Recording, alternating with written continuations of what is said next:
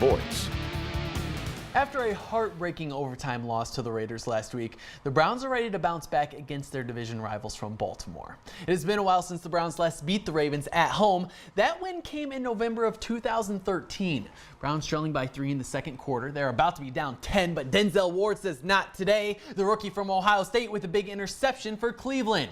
With 44 seconds left in the half, Baker Mayfield lets one fly to Rashard Higgins. The Browns take the lead 6-3, but we have some problems with the extra point. Greg Joseph snaps it off the upright, and that kick proved to be important because with 56 seconds left in the fourth, Justin Tucker sinks a field goal to tie the game at 9 apiece.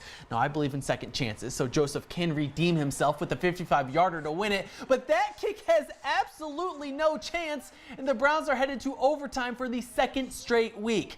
Now, the old saying is third time's a charm, and for Joseph, it turns out to be true. It's an ugly kick, but who cares what it looks like as long as it gets through.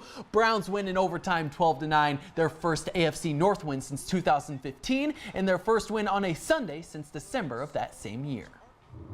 Obviously, the kick went in at the end, and that's the most important thing. He bounced back from a kick earlier, and I told him, I said, we're going to need you later on. You know, you're going to make a kick that's going to win it for us, and sure enough, he did. You play that scenario over and over and over and over in your head.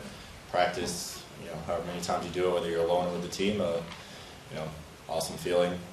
Super happy for my family, but obviously I got stuff to work on. It's huge for confidence. I think we've been in this situation a lot. No, it hasn't gone our way. We had one tie and a loss, 2 losses. So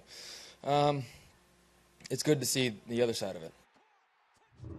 On top of the AFC North are the Bengals. They play host to the Miami Dolphins. Vontaze Burfict back from his 4-game suspension. The Bengals are down 17-3 at the start of the fourth quarter, but here comes the Red Rifle. Andy Dalton finding Joe Mixon downfield. Cincy only trails by 7, and the Fortnite celebration must have rallied the troops because 3 minutes later, Ryan Tannehill's pass is off a helmet. Michael Johnson is in the right place at the right time. He takes it to the house to tie this game at 17s. The Bengals take the lead with a field goal, and then with under 3 minutes to go, the defense shines again. Carlos Dunlap forces the fumble. Ohio State Sam Hubbard recovers, and the rookie DN finds Pater from 19 yards out. Bengals score 27 unanswered in the second half to win this ball game 27-17.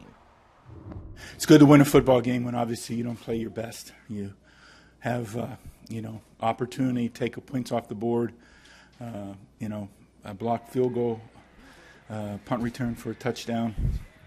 And, so a lot of things that we get a chance to go back to work and grind at and coach our tails off this week to be better. Finding ways to win at the end of games. Like I was saying earlier, this one's hard to put it on me, the way the defense played at the end. And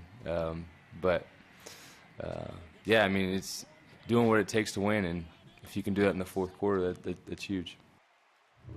The Steelers are on the bottom of the food chain in the AFC North. Pittsburgh taking on the 1-3 Falcons. First quarter, the Steelers wasting no time. The handoff is to James Conner. Steelers missed the extra point, though. They lead 6-0. Later in the first, same score. Roethlisberger delivers a beauty to Juju Smith-Schuster. The 18-yard strike gives the Steelers a 13-0 lead. Moving into the third, the former Findlay Trojan finds his top target, Antonio Brown, for a 9-yard TD. Pittsburgh up 10, and the Steelers put this one away. Big Ben goes 19 of 29 for 250 yards and 3 touchdowns. Steelers win big 41-17. Switching to the NFC North, the Lions have won their past 2 meetings against Green Bay. We start with some special teams action. Sam Martin with a booming kick. It's end over end, so you know there's going to be a bounce, and just like he drew it up, it goes off a Packer, and the Lions get the ball on the 1-yard line. LeGarrette Blount takes advantage of the great field position and finds Pater. His first touchdown of the year gives Detroit a 7-0 lead, and he's not done yet. Blunt getting the call on another goal line carry. Lions lead 14-0. Green Bay looking for answers. Aaron Rodgers trying to buy some time, but Romeo Okwara is all over him. Devin Kennard recovers. The Lions get a field goal off the turnover and are dominating early on. 20 seconds left in the half. Stafford hits his man Marvin Jones Jr. over the middle. The Lions win 31-23. Don't go away because we aren't quite done with football. See our play of the week right after this quick timeout. Welcome back.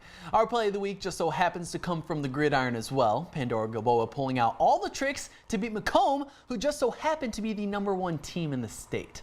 Fourth quarter, PG down by 1, and they call for the reverse pass. Travis Mag tossing to Silas Schmenk, and he throws a beauty to Jared Brees, the quarterback, showing off his athleticism as he puts on the brakes and throws a stiff arm on his way into the end zone. I believe that play deserves another look. It's one thing to call the reverse pass in crunch time, and it's another to execute it as well as the Rockets did. Brees showing he is more than just a quarterback. PG stays perfect, winning 19-14. And we end with some college football news. The Week 7 polls were released this afternoon. The only change we see in the top 4 is Alabama receiving one more first-place vote than they did last week. Ohio State remains the 3rd best team in the nation, right behind Georgia, while Notre Dame climbs one more spot, the Fighting Irish now in 5th. Penn State jumps ahead 3 spots. The Nittany Lions now in 8th. Michigan's sound win against Maryland also bumps them forward 3 spots to 12. The Wolverines will take on Wisconsin next Saturday in Ann Arbor, a battle between number 12 and 15.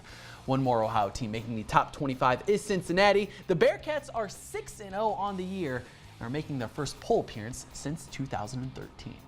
Speaking of college football, how do you think Ohio State's going to do on Saturday? Well, it's Minnesota, the Golden Gophers. I don't see anything too golden this year. So I'll say Buckeyes by 21, but don't hold me to it. It might be by 28. We'll see. We'll have to watch and see. Thanks so much, John. We'll wrap things up after the break.